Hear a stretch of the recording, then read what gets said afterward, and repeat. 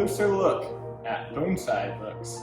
I'm Brock Arvison with the Pacific Bonsai Museum, and we're going to be doing a deep dive into some of our historic books that capture the evolution of bonsai over time. Today we're going to be diving into Chinese Penjing by Hu Yunhua.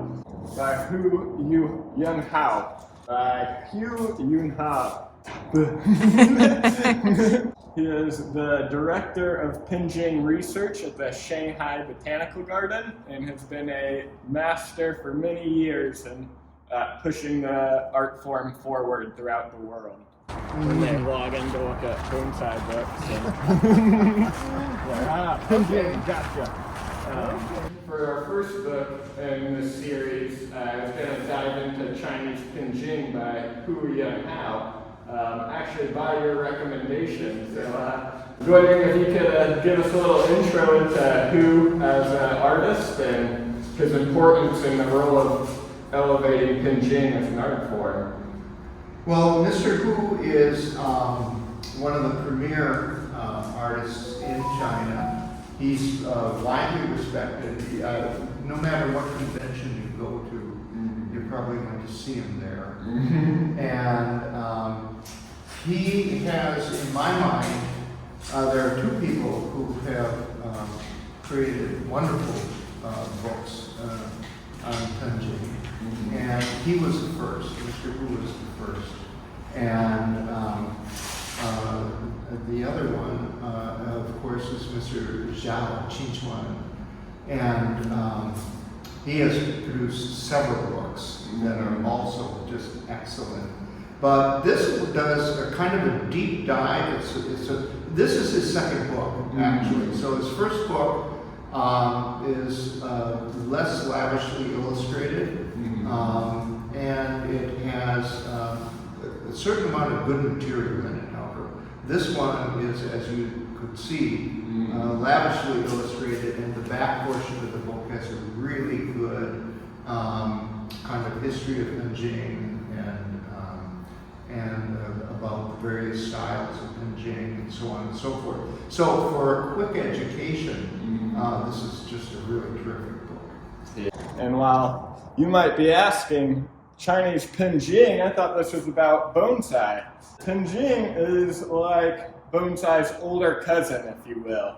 Our earliest documentations of Penjing are from 706 AD, about 1200 years ago, when there was historic paintings in the temples of one of Zhang Hui.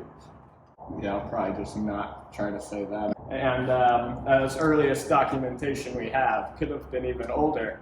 But later moved to Japan based off of Buddhist monks bringing the art form to Japan. So, and from there is where it kind of spread worldwide, and that's why Europe and the US really are only familiar with the term bonsai, or more bonsai.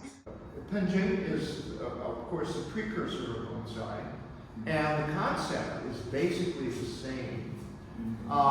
There are some traditional styles that emerged back when China was not a modern country, because it's very large, and various provinces or districts of China were, well, just like European countries, small areas, but they had each a distinct culture, language, so forth. Same thing in China.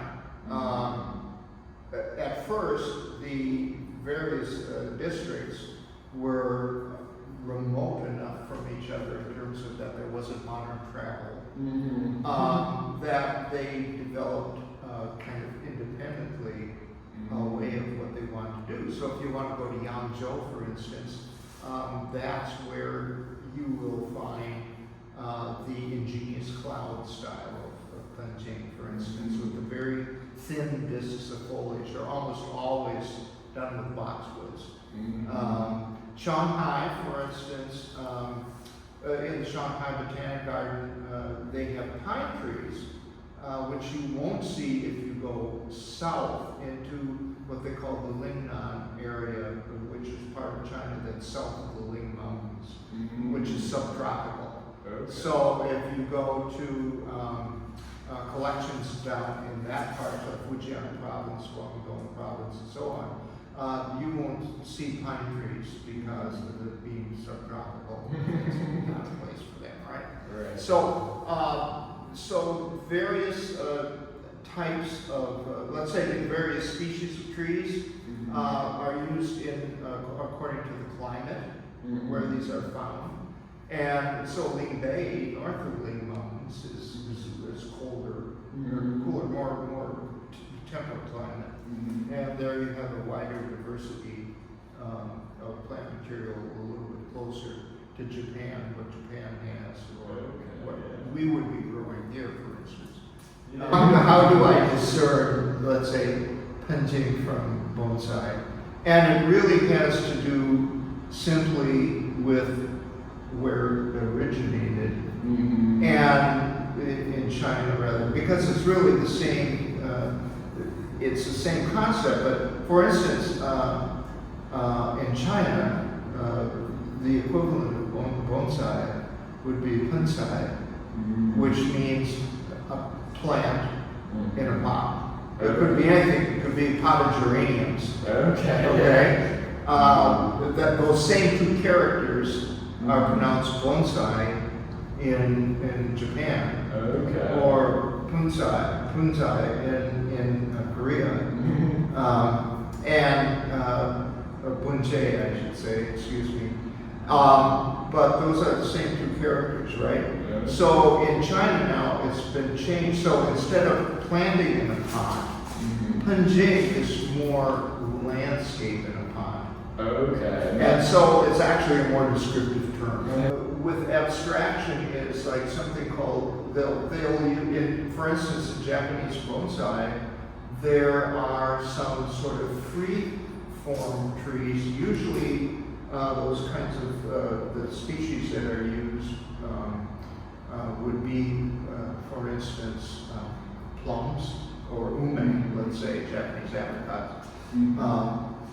And sometimes some of the trees, such as hornbeams or whatever, but in which there's a kind of free branching, so that the branches are trimmed so that one element divides into two, and those into two, and those into two, and so forth. But there's no directional management, so that they can go in any direction, whereas the Japanese general concept, not everything on it, is to have everything extending outward from the trunk and upward and outward. Okay? This can be any. So I call the usual kind of Japanese branch a layered branch, like we do with pine trees or azaleas or something like that. That's kind of a structural kind of branch. And then these other things I call textural. In other words, it's just a cloud. The branch becomes just a cloud of texture. And so that's kind of almost one of the basic elements of Lingnan style, which is clip and grow. So with the 12-month growing season, they don't need to wire things into shape. They just let it grow and then cut it to grow in the direction they want. So the clip and grow is basically for a subtropical, tropical climate. That makes sense, yeah. And because plants don't divide into curves, curves are formed by angles that, as the trunk or branch thickens, become curves. So that's the curve is, unless it's forced on the tree by forces like wind or shade or being bent physically or whatever. If you look at twigs on any tree, they divide in an angular manner, okay? And so in China, there are trees that are called square turns, trees where they actually preserve the idea of wide angles as opposed to narrow angles or curves. There are so many differences. I mean, there's a basic sameness, but I find that with Penjing, there's just seems to be a lot more freedom in terms of how you want to approach things. Yeah. Would you feel like there's maybe even more self-expression where, or do you feel like in Japan there's still a decent amount of self-expression in terms of like, this one was that in the towering tree form was kind of about the Buddhist monks. Well, okay, yeah, so, and we use styles in bonsai. Sometimes we use bonsai terms are not the same in bonsai as they are in other arts. So for instance, when we say line in referring to bonsai, if we say line in terms of two-dimensional visual art, let's say, it means basically something that has a length but does not have any thickness. It has a length but no width. It's just, right, a line. When in bonsai we use the word line to refer to the direction and movement of the trunk. So that's a little different. The word styles is different too. Some people say, oh, there's no styles, and they kind of don't like that term. And really it has to do, in other arts it would be called genre. So you're working within a genre. So when you come back to self-expression, for instance, all artists work within a genre. I mean, if you're a landscape painter, you're working within, and you can express yourself very well. And so if you're working with bonsai, you can express yourself within the chosen genre. Okay. Yeah. So whether it's a formal upright, you can make a formal upright that looks very robust and strong, and so on and so forth, or a formal upright that is very slender and very tall and looks like it's the last remaining tree of a community that has since died. So that they can have very different expressions. That makes sense. Yeah, we probably even shouldn't use styles and should just move to genre. Yeah, right. And the Chinese Penjing do seem to have more genre than bonsai. Yeah, so maybe that's a good way of putting it. In this amazing book that he has written, he has taken the deepest dive that I've found into the regional differences of the art form, the cultural implications of the art form, and many of the other aspects that in terms of how to do this stuff, the timing of the work, and so on. But there are many more styles in China than in Japan. Okay. Because of the regional differences when these things were developed. You know, there are much more abstract styles in Japan and China. All bonsai are abstracted, of course, to a certain degree, right? I mean, they're not literal images of a large tree, but suggestions of a large tree. But in China, they can be much more abstracted than you would see, let's say, in Japan. Yeah, you're saying with the cloud foliage. Well, this towering tree style right here with the Suriname cherry, you would be very unlikely to find something like this in Japan. This is typical of the southern province of the Linnan area. So that not only do you have a very tall, slender trunk, but this long, protruding branch, this is typical Linnan kind of styling. Yeah. So the root systems in Japanese bonsai, it's very much encouraged to see a radiated root system where roots do not cross, like rays of the sun emerging from the base of the trunk. There's a lot less in Penjing, there's a lot less interest in having that as a feature of the tree.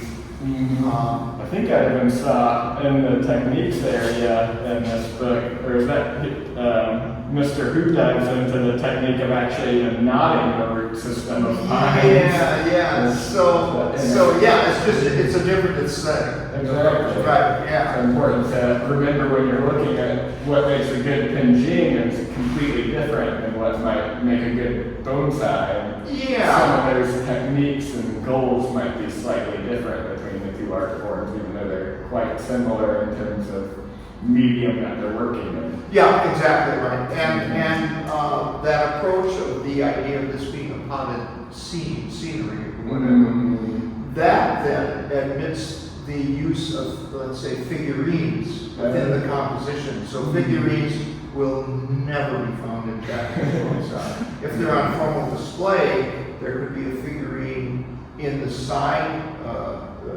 area of the tokonoma, but never in the container with the tree. Whereas figurines are used in China with Penjing to demonstrate scale of the tree, and also to actually represent a scene. Yeah, kind where of there are humans in the scene or other things going on.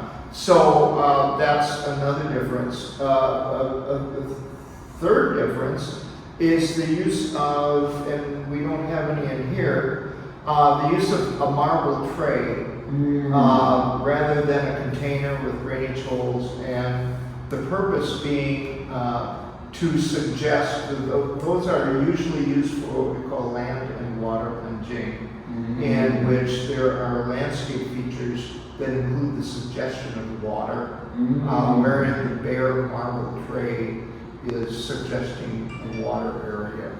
Kind of like in paintings, both Chinese and Japanese, there are sections of the painting left blank where you can take what's been given to you and fill it in. So the idea of you understand this is water, and that the land portions are land.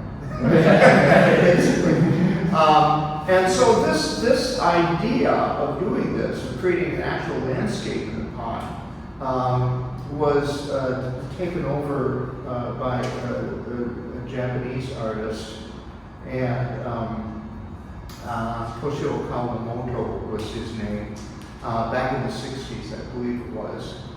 And he created something he called Saike, which meant planted scenery or planted landscape, and in which he used rocks and landscape features such as hill kind of feature, elevation changes, maybe a stream.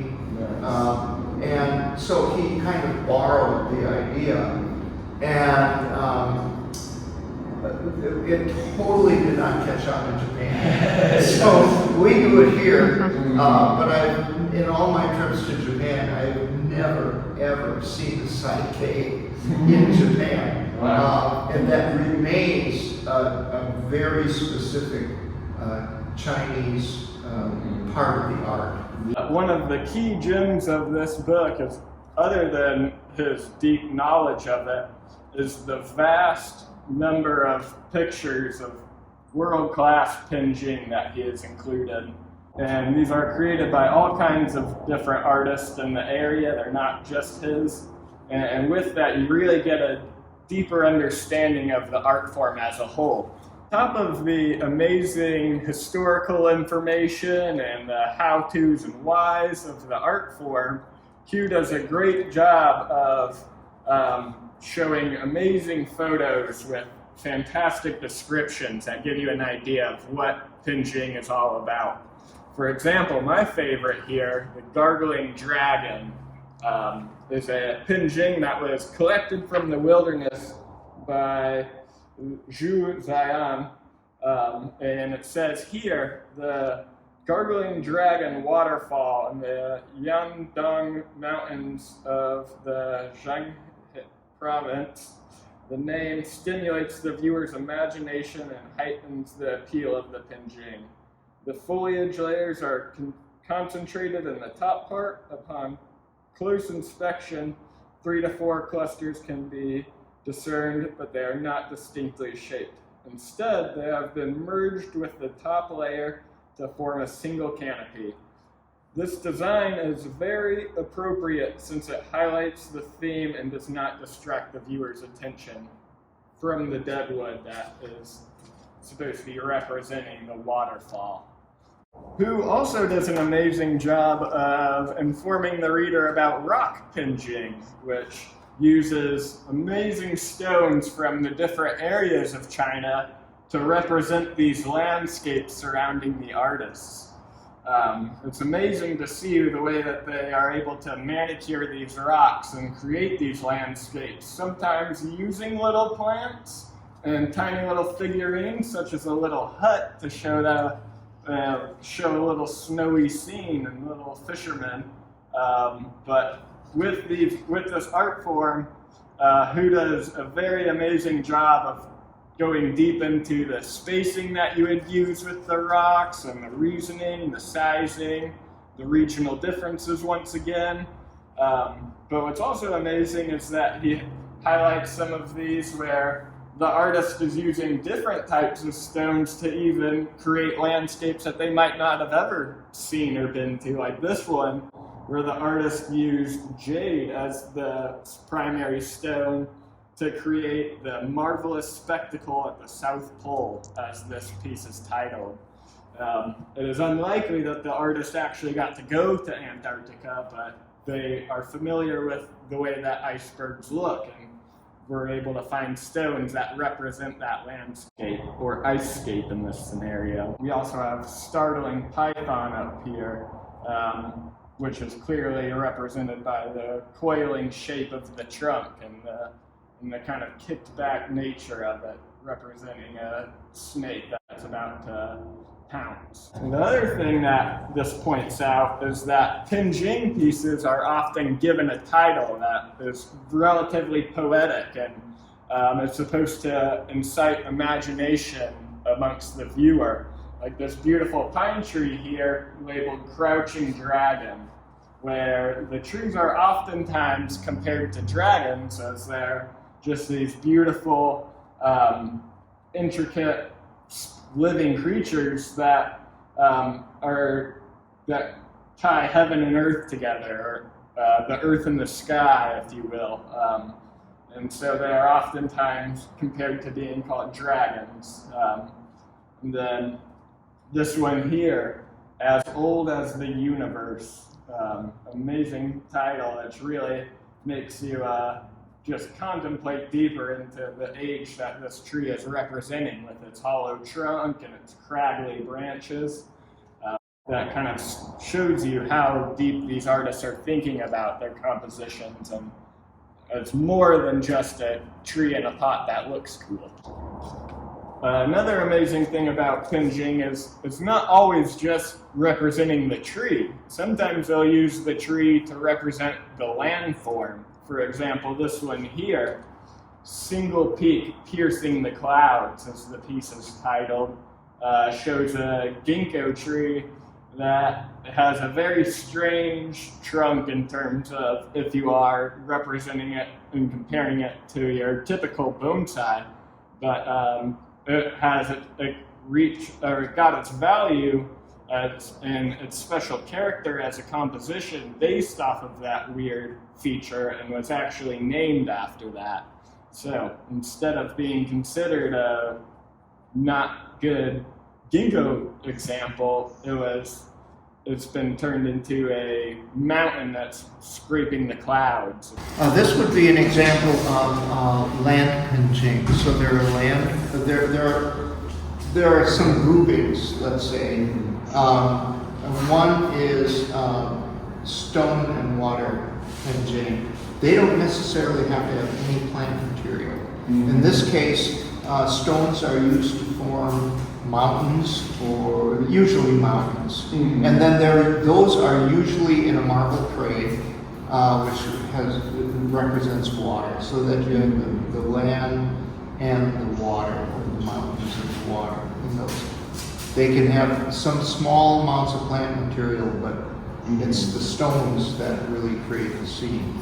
Then you have land pinching, And land Penjing can be in a bonsai container like this well, I'm calling it bonsai in Japanese term, but they can be in a container with drainage like this.